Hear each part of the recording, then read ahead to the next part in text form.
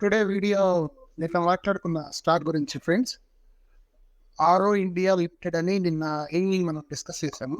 Discuss చేసినప్పుడు ఆ stock గురించి నేను చెప్పింది మామూలుగా ఆల్రెడీ కన్సల్టేషన్ అయితే కంప్లీట్ అయిపోయింది. తర్వాత ఒక మంచి బ్రేక్అవుట్ వచ్చింది, వాల్యూమ్స్ వచ్చాయని చెప్పాను. దాన్ని మనము దానికి సంబంధించిన పారామీటర్స్ అన్ని కూడా డిస్కస్ చేసుకున్నాం నిన్న లాస్ట్ వీడియోలో.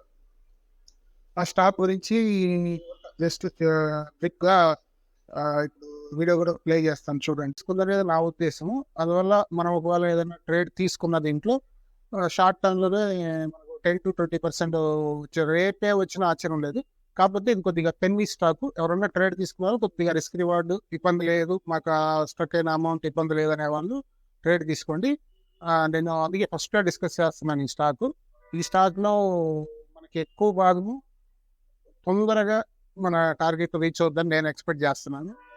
మొన్న ఒక 10 days బ్యాక్ కొన్ని స్టాక్లు డిస్కస్ చేసాం. వాటిల్లో 1 or 2 daysలోనే 5% చివరిలో.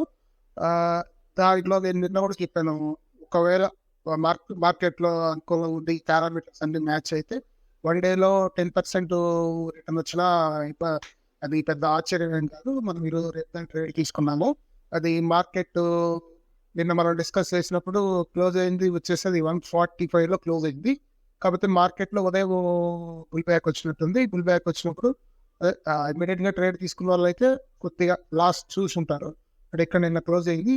మరి ఏమంటే ఫస్ట్ క్యాండిల్లోనే స్లోగా డౌన్ అయ్యి మళ్ళీ ఇక్కడ 141 దగ్గర సపోర్ట్ తీసుకొని మళ్ళీ ఈరోజు హై వచ్చేసి 160 వరకు వెళ్ళింది. 160 అంటే నియర్ బై మనకైతే ఇక్కడ చార్ట్ ప్రకారం అయితే 14% చూపిస్తుంది. కాదు, నియర్ బై 10% అయితే వచ్చి ఉంటుంది కరెక్ట్. ఎవరైనా ట్రేడ్ తీసుకున్న వాళ్ళకి ఒక డిస్కస్ ఇది చిన్న వీడియో పెట్టాను. చిన్న వీడియో కూడా చూడండి. మండే బ్రేక్అవుట్ అయ్యే స్టాక్స్ గురించి మీతో డిస్కస్ చేద్దాము. ఆ రోజు కొన్ని మంచి స్టాక్స్ సెలెక్ట్ చేసి మండే మన ట్రేడింగ్ కోసం ఉపయోగపడేటట్లు ఏమన్నా ఉన్న స్టాక్స్ మరి స్కార్లో మనకు వచ్చిన స్టాక్స్ డిస్కస్ చేద్దాం ఫ్రెండ్స్.